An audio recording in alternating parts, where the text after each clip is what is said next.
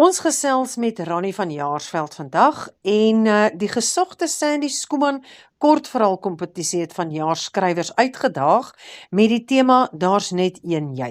Nou uit 55 inskrywings het slegs 18 verhale die paadjie na die amptelike 2026 bundel gevind.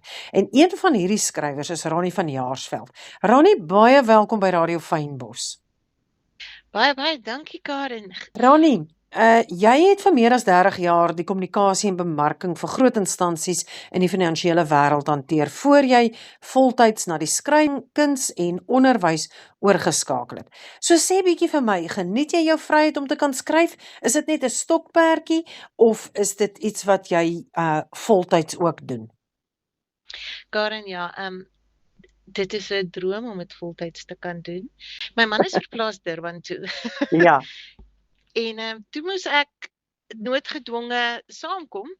En so beland ek toe nou hier in die land van Natal, daar van Gauteng se wêreld af, maar ek kom eintlik uit die Bosveld uit. En uit die aard van die saak het ek nie gewerk nie, ek het toe nou nie meer 'n beroep nie. Ja.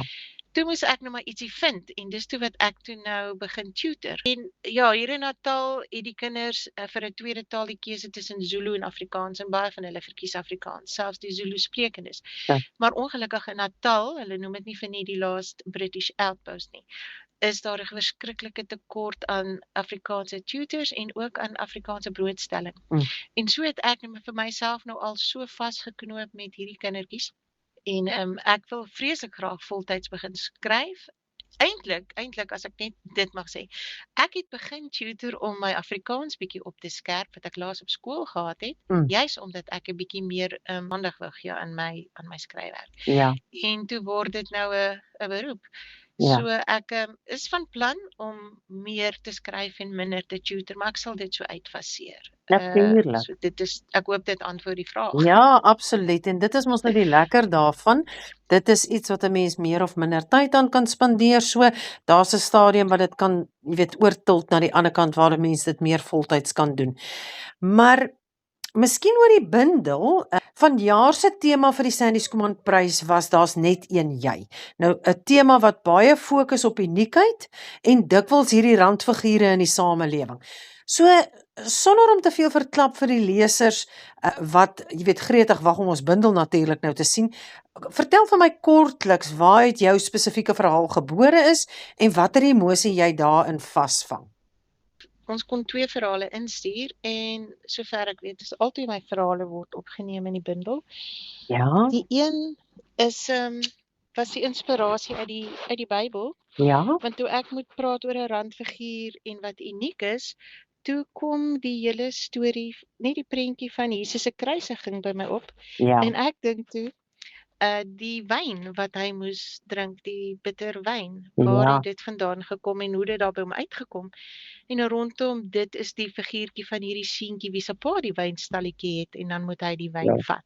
En dan wat rondom dit gebeur en hoe die ding wat hy nou sien hom beïnvloed en hom bietjie verander. Dit is ongelooflik. Ja, en die ander verhaal is nou weer heeltemal anders.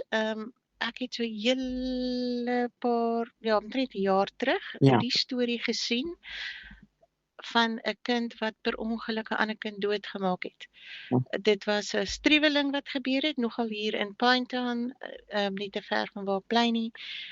Hulle het mekaar na skool gekry en die een kind was baie bang, want die ander een was 'n bietjie groter en sterker as hy, en uit selfverdediging het hy toe nou maar net 'n mes uitgepluk en blindelings gesteek. En die kind wat gesteek is toe dood. So dit is eintlik so tragies, want dit was nie iets wat beplan is nie. En die tweede storie gaan dan rondom een van die skoolkinders wat hierdie tragedie tipies hedendaagse kind opneem en haar kommentaar daaroor. Die uniekheid hierin is dat haar ma en haar pa is vreeslik geleerd en sy sien glad nie dat, of sy dink glad nie akademie is haar ding nie, sy gaan 'n blogger word. En die storie het ook baie van die praat in. So baie van die dialoog is juist nou Gen Z.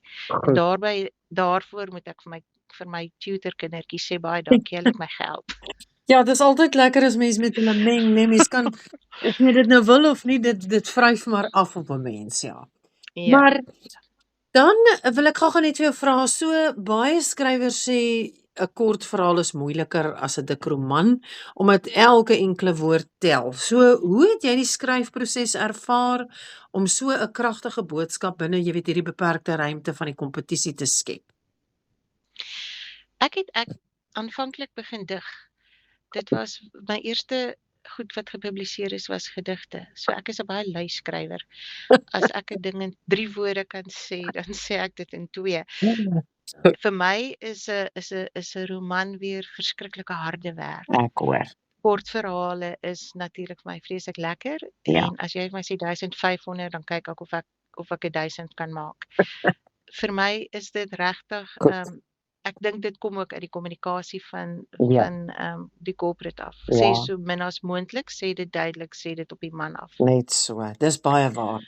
Nou 'n laaste vraagie, Ronnie, oor die toekoms. So uit die 55 inskrywings wat daar vir hierdie kompetisie ingeskryf het, was jy nou onder die top 18 en dit is 'n baie mooi prestasie, maar jy weet, hoe lyk dit vir jou toekoms hierna? Wat dink jy gaan dit vir jou beteken?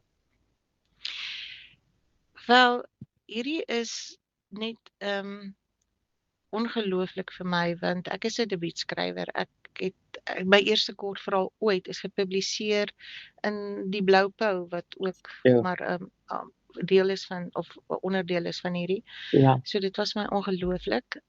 Ek dink ook daaraan om 'n kortverhaal bundel uit te bring. Ek mag dit nou nie hard sê nie, maar daar is 'n roman op pad. Goed. En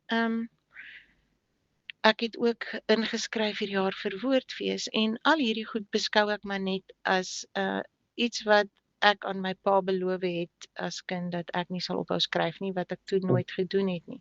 So ek wens hy was hier om saam met my hierdie te vier. Waartoe gaan ek volgende? Ek gaan net meer skryf en minder tutor. Ek wil definitief baie meer erns maak met my talent. Ja, dis wonderlik, en hierdie platforms is die perfekte geleentheid. Jy weet, vir dit voel vir my altyd, elkeen is anders, maar ek hou daarvan as daar 'n deadline is. Jy weet, as die duiwel en die rookwolke en alles agter my, jy weet, stoom en blaas, dan gaan dit beter. So, Ronnie, maar net so vinnig miskien, so klein bietjie agtergrond oor jou as mens, die dinge waarvoor jy lief is, waarvan jy hou, miskien 'n droom of 'n ding wat jy nog het. Ja, net so klein bietjie agtergrond vir ons luisteraars. Ek is verskriklik lief uit die aard van die saak vir lees, en ook vir skryf. As ek nie 'n dag geskryf het nie, dan is ek sommer omgekrap. My man weet ook dat hy vir my net uitlos. Anders, as Ronnie nie by die skryf uitkom nie, dan raak sy moeilik.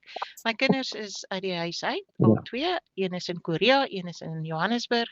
So ek het tussen die studentjies wat ek help, het ek beperkte tyd, maar ek maak tyd om te skryf. Ek hou verskriklik daarvan ook om te gaan stap. Ons probeer elke oggend so 5 kilos langs die see stap. En ek hou ook van die natuur, en ek kry baie inspirasie uit, ek neem foto's, maar ek neem nie net, jy weet, 'n foto nie, ek neem 'n prentjie, en in my kop begin 'n storie. So, dit is waarvan Ronnie hou, en as sy tyd kry, sal sy dit heeldag doen. Vir die toekoms, ek wil graag 'n Camino doen. Ja, lekker.